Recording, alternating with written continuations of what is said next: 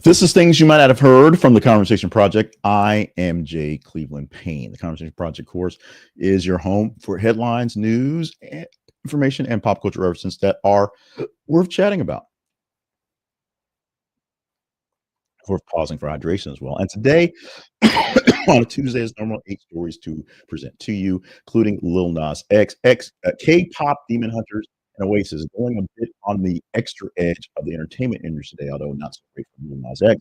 But we do, of course, tease one of those stories, 8 total, 3 that we noticed there. One of them will be about Donald Trump as a way to sort of reference a whole lot of Donald Trump in one story. He did a couple things yesterday. We had a missy day yesterday, so we didn't talk about Donald Trump asking not so nicely for Roger Clemens being in the Hall of Fame. Not going to happen, and some other things happening as well. But what happened yesterday? Well, we'll get to that in a moment. But I'll remind you right now that our home for all of this madness is our website. This is conversationproject.com. Look for replays of the shows, the shows, and special features there, plus links to our partnership page, our sponsorship page, and ways you can learn more about our actual origin story, how we got to be doing this thing, and why I think it's important. And we'll talk milestones later in the week on how we're doing greater things, not quite as quickly as we like, but hey, take what you can. As we said, 8 stories promised you right now, including one with Donald J. Trump. Let's just go ahead and get into it.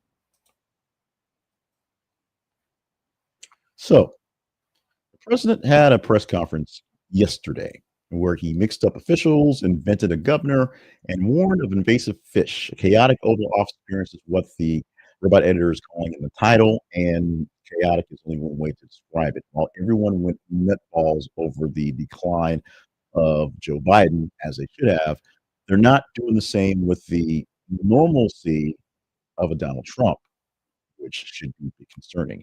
A disoriented address happened in the Oval Office where the president confused key officials. He cited a non-existent governor, and then also issued a warning about some invasive fish in the area that all contributed to a surreal, rambling performance that happened in the Oval Office. The confident delivery actually sort of belied the real gaps. Because Donald Trump is never wrong, never apologizes, everything is right, including last week we were that had to say Trump was right about everything, and he's not at all. In this case was when it really was disturbing, where so many things were out there, as the growing inability to basically keep up with the spectacle over the substance of what's being said is becoming an issue for many things. So when the moment like this happens, it's a double-edged sword for the narrative. There is a vivid headline-grabbing thought that Trump is saying sort of weird stuff, which he does as he rambles and picks things out. And people do that in general. I do that often as a guy who talks for a living in a situation where I'm talking from the students, I talk to people, I'm talking to you here on the internet. It happens there, and I say rambly things all the time, and it is what it is. You apologize, you correct what's wrong, you go with whatever. But it also distracts from policy and coherence that actually should matter, as he is kind of the most important person in the entire world. So that's a thing. So the event was actually an executive order or signing of executive orders. One of the big ones was criminally punishing flag burners, which I'm pretty sure is indicated as protected free speech, First Amendment stuff, and other things that were going on as well. One of the things that Trump says is out of control, including museums and wokeness and anti-Semitism, that there's actually no actual news about coverage on flag burning. I've seen absolutely nothing on a rise in flag burning across these states around the world. So I'm not sure where it's coming from. It could be something. It could be something. I just hadn't seen it. So he didn't provide, in many cases, a video off TikTok to show where it's happening. He just signed an executive order saying do something about it, and we'll see what gets done about it. Meanwhile, you're not done with Epstein yet. Of course, we're not done with Epstein yet. A House panel has subpoenaed the Epstein estate for documents, including the Trump birthday letter that we talked about a few months ago. The House Oversight Committee, led by Representative James Comer, has issued a subpoena to get the Epstein estate to release the unredacted documents, any documents, including the book, the birthday book, where Donald Trump supposedly wrote a letter that was drawn like a woman with curves and had some innuendo in the speaking back and forth, because we're looking to see what actual connections Epstein had to people, not Donald Trump specifically. At least I, at this point, don't particularly care. But the way things play out, it seems more and more of a conspiracy that there actually are some Donald Trump things in the Epstein files and not more things to make the other guys, Democrats and other folks, look bad, and that's why things are being stalled. And they may be benign or may not. But the fact that Donald Trump is more related to this than we think he is, or he wants to believe he is, become an issue. It signals a removed legislative appetite for what was previously something they didn't seem to care about, the Epstein-related communications, and the fact that somebody doesn't want this to go away, even though somebody really, really wants this to go away. Elon Musk's company, XAI, his AI company, has formally filed a suit against Apple and OpenAI, accusing the pair of colluding to suppress competition, that's being him, and specifically targeting Musk's Grok chatbot in the App Store. In one declaration, Musk alleges that two companies are locking up markets to choke out innovation like XAI, quote from the lawsuit. The adds fuel to the ongoing legal war over OpenAI's shift from nonprofit roots to making some money and maybe funding itself to take over the world. Extending this disruption agenda from the international disputes is one way the ecosystem is becoming a bit misleveled, as ChatGPT and OpenAI essentially are becoming the granddaddies of the one that seems to work the best. The other ones are falling to the wayside as other rands, and Musk don't like that very much. This action here, the actual lawsuit, lands precisely at the crossroads between tech powerhouses and antitrust theatrical nature. Essentially, all of them are claiming the other ones are just being crybabies, except for them. They want to be the wholesome products out there because we know Musk about wholesome products, and oddly enough, out there. So Cracker Barrel did a thing. They changed its logo. They changed the insides of their restaurants. They changed the menu items. But the thing that was the straw that broke the camel's back, the hill people are dying on completely, that they're losing all their stuff over, is the logo, where they didn't quite do it so great. And Cracker Barrel is acknowledging that the text only rebrand, which removed imagery like Uncle Herschel and the barrel, didn't know Uncle Herschel in the name, was mishandled. Could have been done a little better, and actually misaligned with customer expectations. The company's official apology, which is not very much apology, but just sort of a statement they had to put out there because PR said so, basically says, we could have done better. And that's a quote. We could have done better. That's it. Could have done better. It reflects the rare admission of branding misread with the nostalgic consumer brand context, while not really saying very much at all. So, yeah, we probably should have thought this one over. That's it. Moving on. So this misstep, as many people call it, some people are freaking out like it's the end of the world, is a thread narrative of brand identity. If you're going to go bigger into the world of not politics, what politics does this, but into marketing, into what you buy, into how we are influenced with eyeballs and messages, politics gets in as well. This is a place where the branding didn't quite meet up what was going on. Modernizing the brand and modernizing the message for people who don't particularly need the modern message, trying to bring in younger people and more, let's say, diverse people into Cracker Barrel, as opposed to the what you think of Cracker Barrel eater, a older person who likes sitting in the rocking chairs and likes the tchotchkes in the old country store because it brings up memories of the olden time. It's not a new progressive thing. Progressive, not in the way of something that's super liberal. Just going into the store to buy old time candy and play the peg games, and eat catfish and some smothered fried chicken. It's not. It's not Chipotle. Let's just say it's not Chipotle. They have their own issues. One issue that we have is in the growth, and we need your help to help us with that issue. We are happy to say we reached a super duper milestone out there on YouTube. I don't have that slide ready because I changed it up for some reason. But we hit a great milestone in our numbers, and we are thrilled about it. And what we want to do is celebrate with you by asking you to do a little more because we just can't do that. Oh, I blanked out the screen. That was not very nice. Oh, okay. Well, let's do this then. Since we've already messed up the video, let's go ahead and do that. We're going to go to producing on air, making this longer. Obviously, this is why you people show up here for this great production value here. 2,400 subscribers on YouTube. Doesn't say much, but hey, we had 2,000 at the end of last year, and we're hoping to double up this year. We're not going to hit that pace.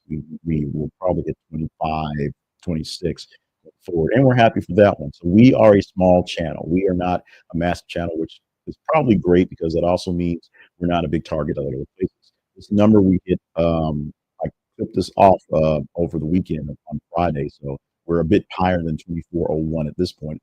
21, 24, 9, or 10 at this point because we get 2 or 3 new followers a day, subscribers a day on YouTube. But we need your help to get this to be a number that is more respectable, more bigger-ish, and just do more stuff with this. This is the like, share, and subscribe portion of this video, which, by the way, we're going to start making some recorded commercials, which we're really going to hate. But like, share, and subscribe to the videos you see us, the content we do. Actually, you're going to love them because they'll be shorter, they'll be punchy, they won't be rambling stuff. They'll be in here and out. If you like the videos, you like the content, I know I'm doing good content, great amount of commentary, the right mix, and the algorithms may think it's good as well. Share it with more people so more people will join in on the fun. If you think it's great and know people who would enjoy it already, share it with them directly. Hopefully they will add on to it and they may like and share it as well. And of course, if you're not getting this natively into your feeds, like automatically, subscribe to it so you get this box automatically live. We don't miss it on Monday through Friday at 5:30 a.m. Central Time approximately. And then, of course, the hot takes all day long on TikTok and on YouTube as well, and shorts things as well. So check us out when you can. Like, share, and subscribe to help us get that number up. We can pick it up pretty quickly. I have no problems with picking up a couple hundred subscribers a day sometimes because I would like that. Although this is not profitable enough to make me able to buy my compound in Belize, we can work on that. The more people who are engaged in this one, the more people that we can do, unless I ask people of things such as partnerships and sponsorships in the meantime. Let's go back to the news and back to Lil Nas X. I'm not sure that we actually left Lil Nas X.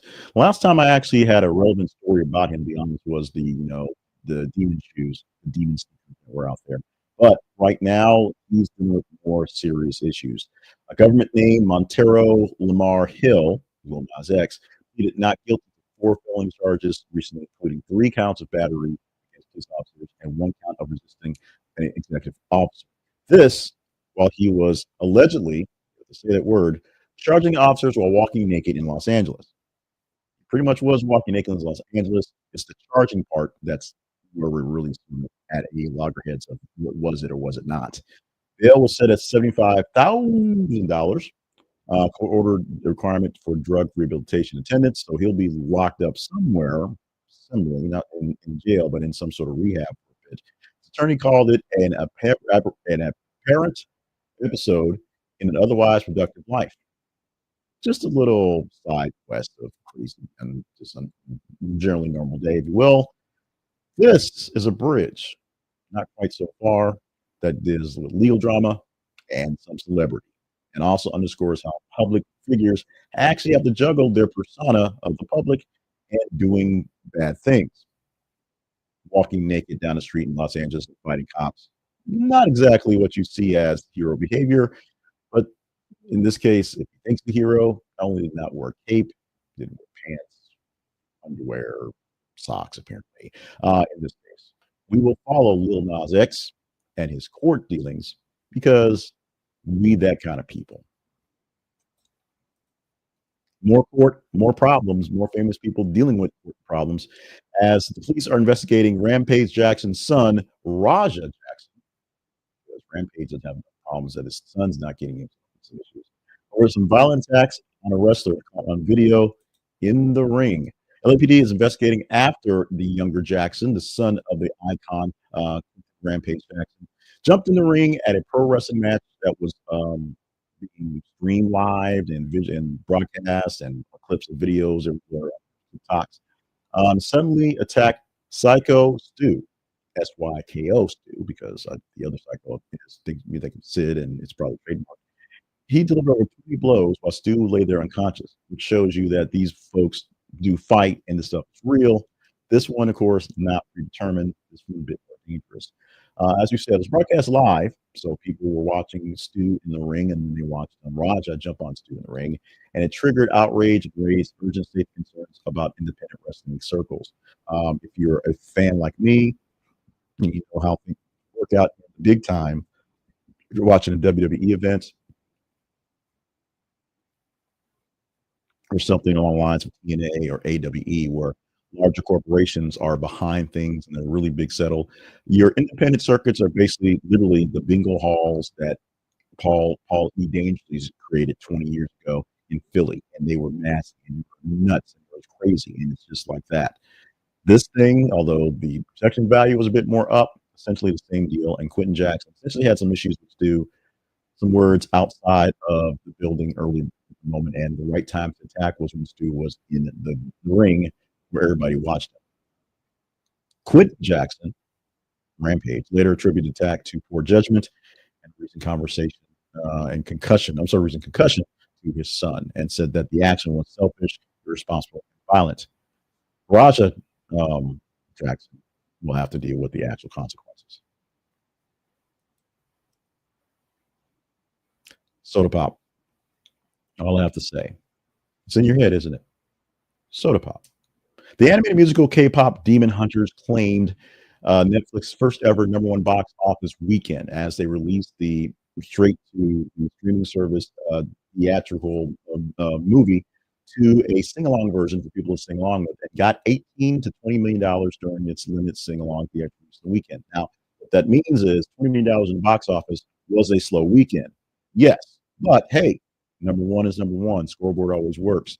The film concludes or continues the dominance of Netflix and concludes to show that just how important them as a movie studio, the movie house is, how important Amazon Prime is as they do things that are sometimes co-released, how important folks that are dealing with the major studios are in working the windows for streaming and building things that may not be quite as good for the big screen, toss it on streaming and get people watching anyway, and of course, pulling people away from the box office.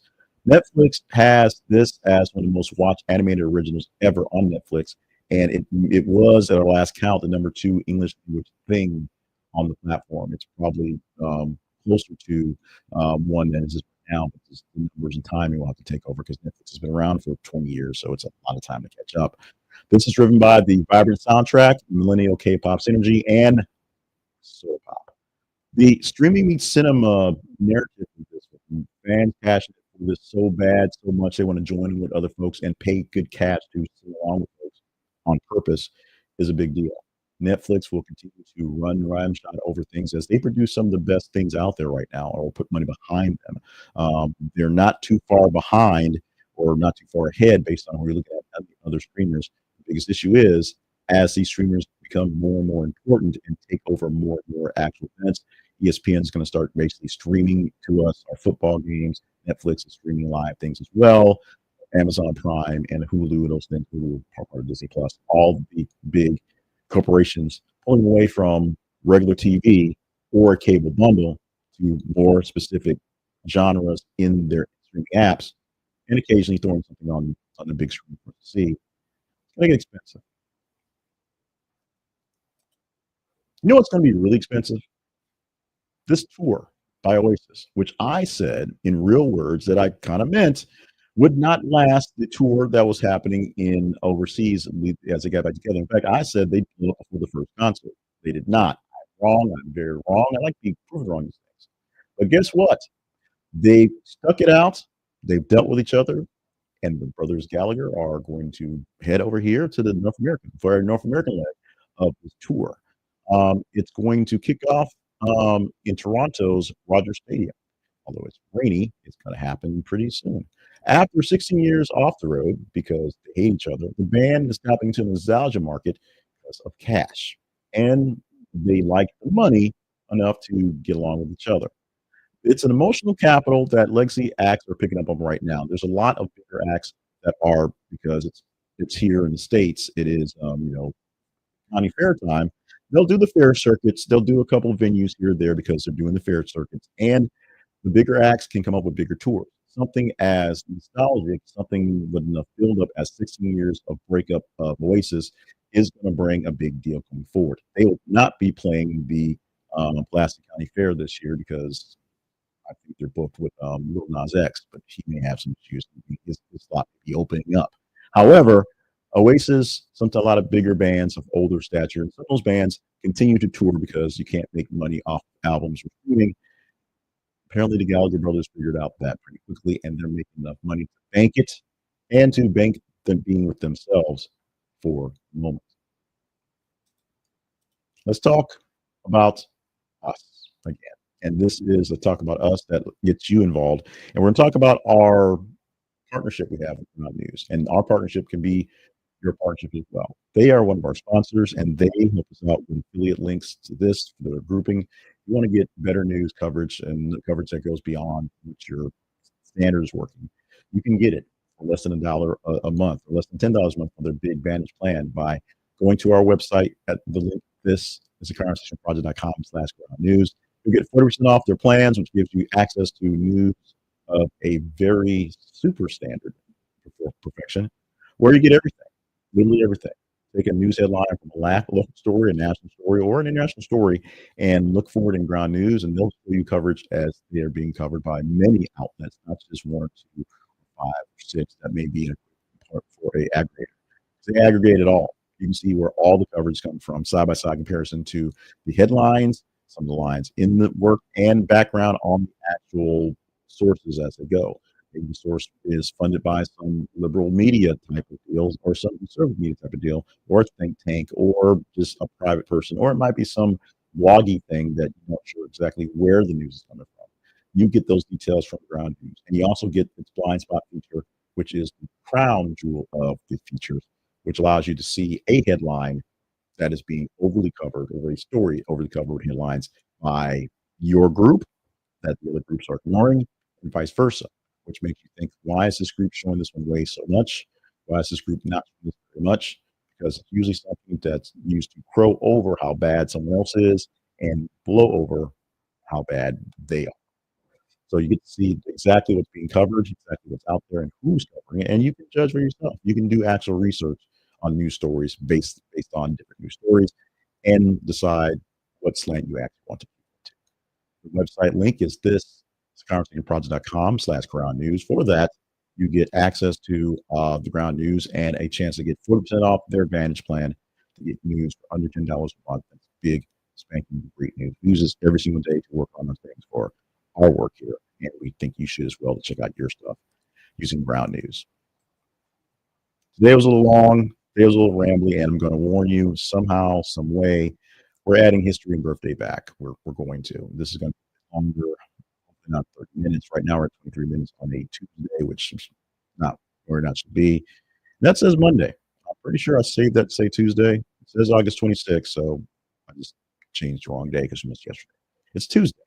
Trust me on that one. Tuesday, August 26th. And we're done. So let's just wrap it up. Thank you so much for being a part of the thing we do here, being a part of love. Thank you so much for folks who asked about yesterday. We just had a very long weekend and literally slept through the call time to get started on this one. So we did some hot takes, did some stuff in back ends. Some of the news yesterday and the weekend was outstanding, awesome. And I'm sorry I missed it. But this is a one-man operation for the most part. I bring in help here and there when I can afford it. But we want to make sure that people who work on these things get their due, get their propers, get their flowers, and get their cash. That's how we work things for the Conversation Project. So a lot of things are sort of overweighted on my end. When it doesn't happen, it doesn't happen. Let me know if you want to help, contribute. The way helping is by joining us in partnerships, being one of those names we used to call it all the time, or buying the sponsorship to help us grow. We can appreciate it. Check out our website. This is conversationproject.com for more details on all the details. And check us out tomorrow, where we really hope, really hope we have a Tuesday, have a Wednesday edition of this here show.